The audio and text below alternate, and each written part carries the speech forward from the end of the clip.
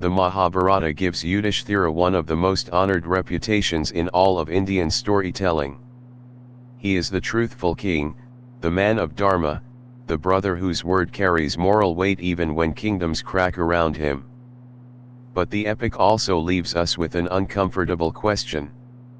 What if the very virtue that made Yudhishthira trustworthy also made him vulnerable? What if truth, when separated from firmness, can become a weakness that others learn to exploit? People often praise Yudhishthira because he seems to embody the opposite of reckless ambition. He is not intoxicated by power like Duryodhana, not consumed by vengeance like Bhima, not torn by warrior conscience in the same dramatic way as Arjuna. He appears steady. And that steadiness matters. In a violent world, the Pandavas need someone who believes rules still matter. But the Mahabharata never lets virtue stay simple for long. It keeps asking whether steadiness can slowly harden into passivity when evil stops respecting the same rules. That is why Yudhishthira is such a powerful subject. The epic trusts him more than it trusts most rulers, yet it also shows that trust alone does not protect a family, a court, or a civilization.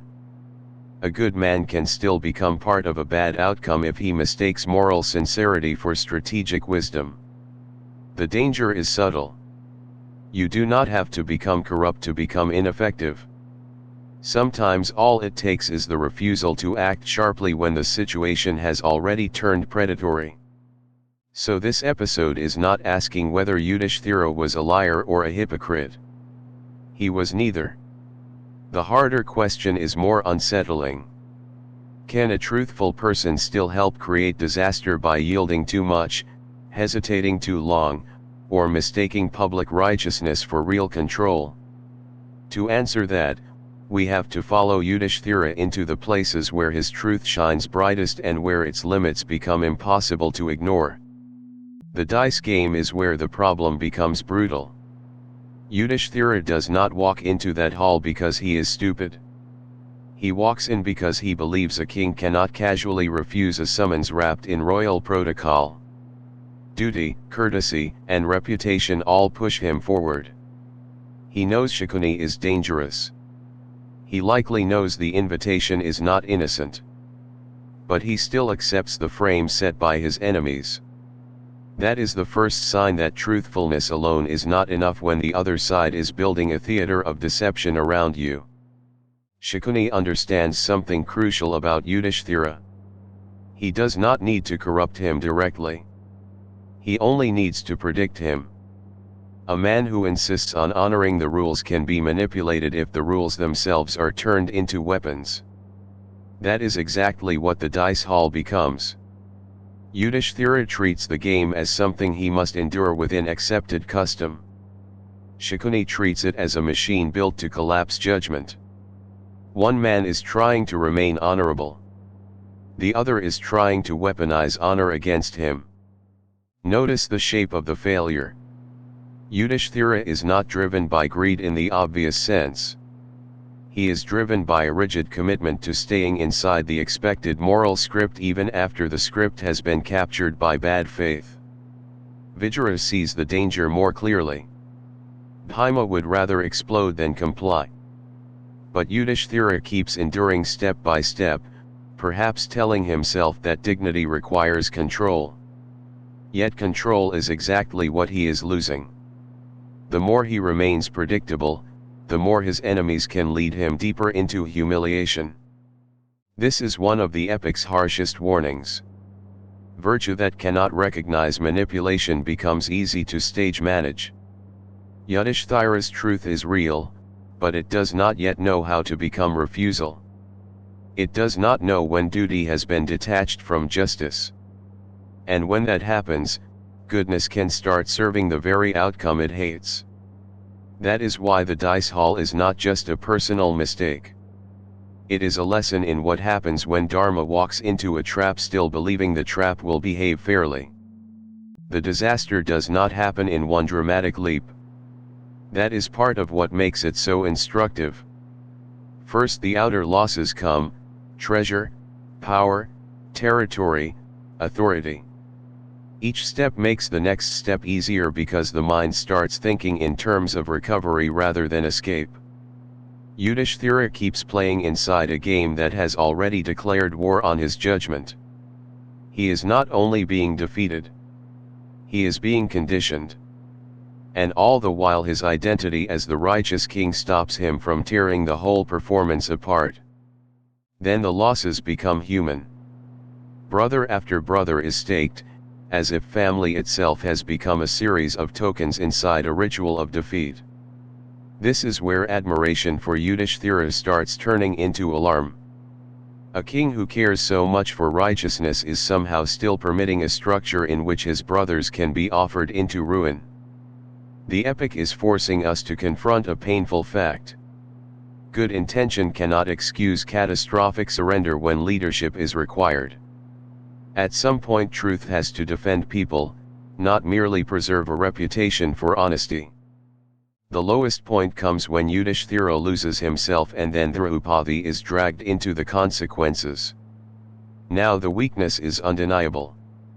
Truth that cannot stop before violating the innocent has ceased to function as protection.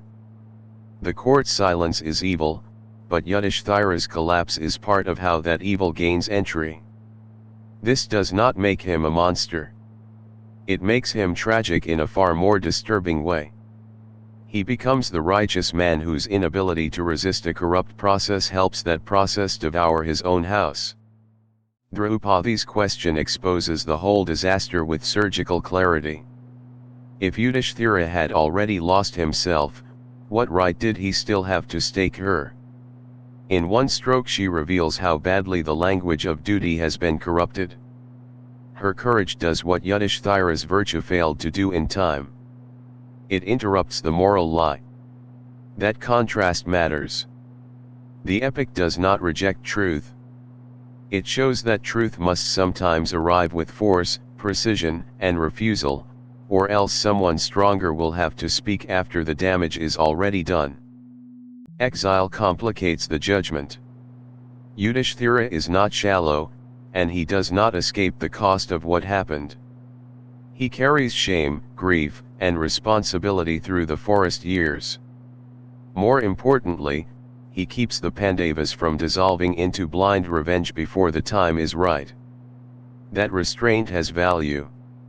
A family ruled only by Bhima's fury could have destroyed itself.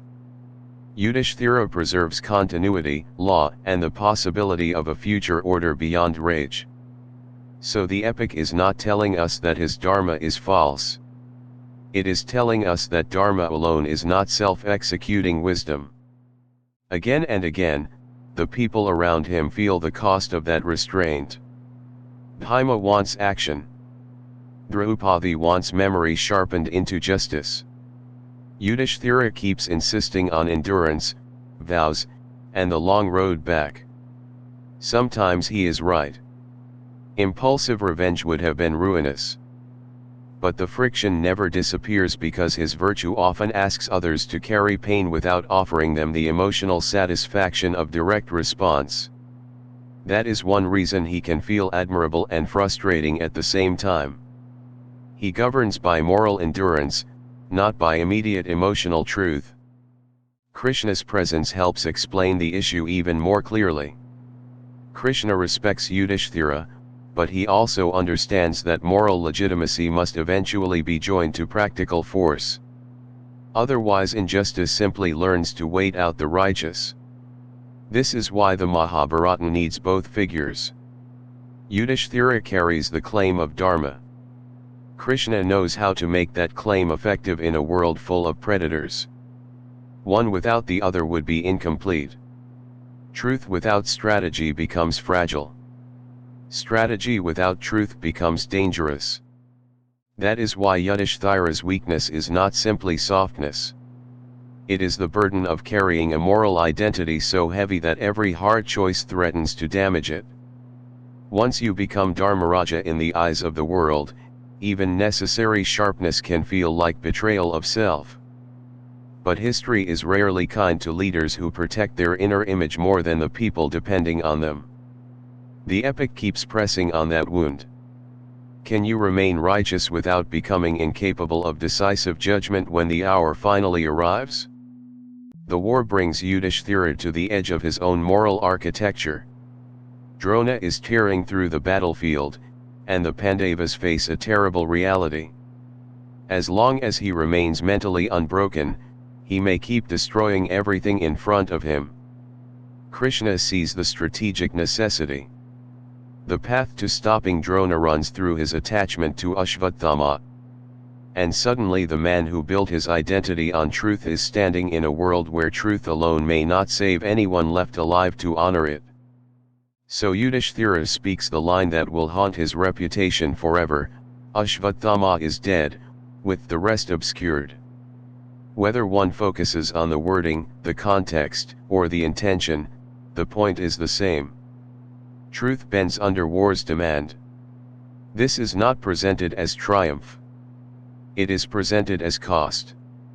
The epic is forcing us to see that Yudhishthira's earlier rigidity was not enough, and yet the alternative leaves a scar. Once Dharma enters catastrophic conflict, even the truthful king cannot emerge untouched by compromise. Tradition remembers that Yudhishthira's chariot, once said to float above the ground because of his righteousness, descends after this moment. Whether read literally or symbolically, the image is brilliant. The epic is saying that absolute moral elevation cannot survive history unchanged.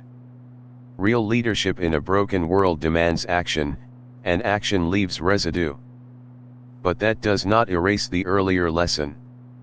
If Yudhishthira had understood sooner that truth also needs firmness, perhaps the path to this compromise would not have been so devastating in the first place. This is the turning point in our answer. Yudhishthira's weakness was never that he valued truth too highly. It was that he sometimes valued moral blamelessness more than timely judgment. Then, when the war forced judgment at last, he had to pay in exactly the currency he had hoped never to spend. The Mahabharata does not mock him for this. It grieves it. It shows how noble people can be trapped between innocence and responsibility until any path forward wounds something essential inside them. So was Yudhishthira's truth also his weakness? The honest answer is yes, but only when truth became too passive to resist manipulation, too attached to appearances of righteousness, or too slow to recognize that evil had stopped playing by the same rules. His truth was still precious. Without it, the Pandava cause would lose its moral center. But a center must also know how to hold. Dharma cannot guide history if it cannot say no in time. That is why Yudhishthira remains so relevant. He is not a cartoon of virtue. He is a warning to every serious person who believes being right is automatically enough.